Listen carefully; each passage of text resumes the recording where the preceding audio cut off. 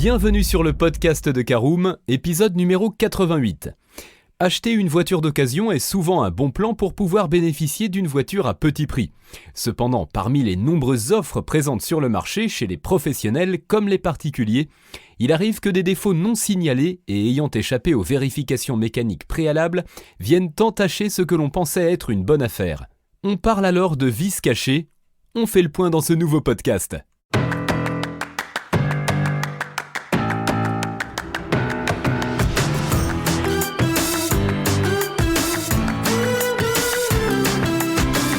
Bonjour et bienvenue dans un nouvel épisode du podcast de Caroom, le podcast dans lequel on vous partage notre expertise dans le domaine de l'automobile.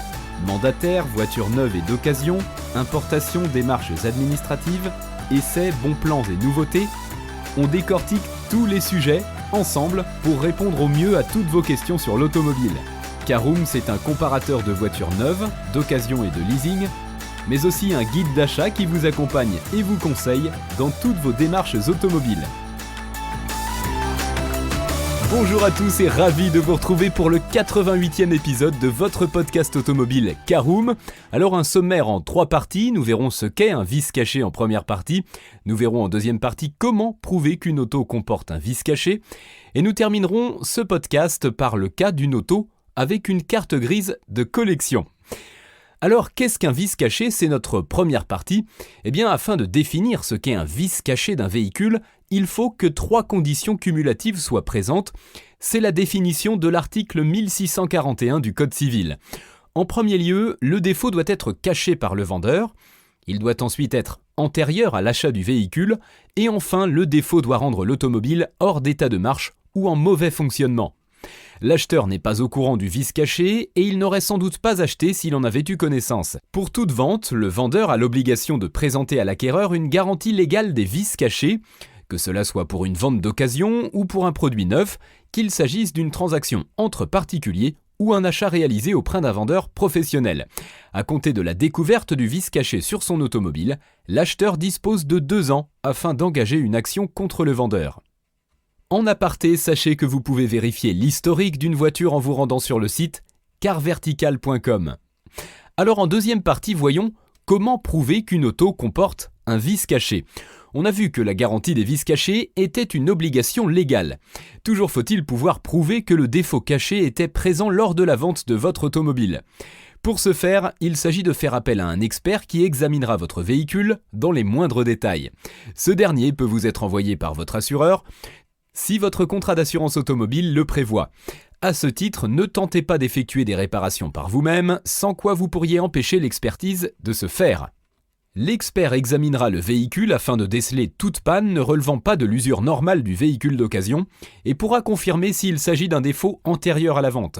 Si cela est le cas, vous pouvez vous retourner contre le vendeur. Mieux vaut dans un premier temps essayer de régler le litige à l'amiable avec le vendeur. Plusieurs choix se présentent à vous. Vous pouvez requérir à l'annulation de la vente et la restitution du prix, le règlement du coût des réparations à effectuer, etc. Si les négociations sont au point mort, alors vous pourrez engager une procédure devant la justice au tribunal d'instance ou tribunal de grande instance de votre juridiction. À l'issue du jugement, il sera déterminé si le vendeur était de bonne foi ou s'il a délibérément caché le défaut à l'acheteur en toute connaissance de cause. Allez, on ouvre notre toute dernière partie, voyons le cas d'une auto avec carte grise collection. Il en va en effet autrement lorsqu'un véhicule est assorti d'une carte grise collection. Afin qu'un véhicule ait une carte grise collection, il faut qu'il soit âgé de plus de 30 ans. En cela, le mot collection est quelque peu trompeur, car il s'agirait plus d'une carte grise ancienneté. En termes de vis cachés, il n'est pas possible de les faire valoir devant une cour de justice. En effet, tout automobile ayant une carte grise collection n'est plus considéré comme un véhicule d'usage, mais comme un objet patrimonial. Voici alors la logique de la loi et de la jurisprudence. Lorsque l'on achète une voiture avec carte grise collection, ce n'est pas pour en faire une voiture d'usage, mais pour rouler occasionnellement. De plus, on ne peut s'attendre à ce que la mécanique de la voiture soit en parfait état de fonctionnement. Ainsi, les personnes attaquant en justice le vendeur d'une auto ayant ce statut en invoquant un vis caché se font toujours débouter de leur demande. Pour se prémunir de ce type de problème, il faut donc bien faire attention à la voiture ancienne que l'on souhaite acheter. Une expertise approfondie doit être effectuée avant tout achat, car après, il devient impossible de faire marche arrière.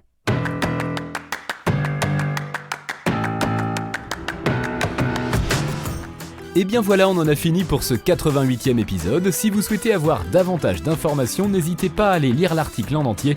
On a mis le lien dans la description, plus quelques bonus. Vous pouvez également le retrouver en tapant Caroom, vis caché sur Google. Et si vous avez encore des questions, vous pouvez laisser un commentaire sur l'article ou les poser sur notre forum. Merci d'avoir écouté cet épisode jusqu'au bout. S'il vous a plu, n'hésitez pas à vous abonner au podcast depuis votre plateforme préférée, à le partager autour de vous et sur vos réseaux sociaux.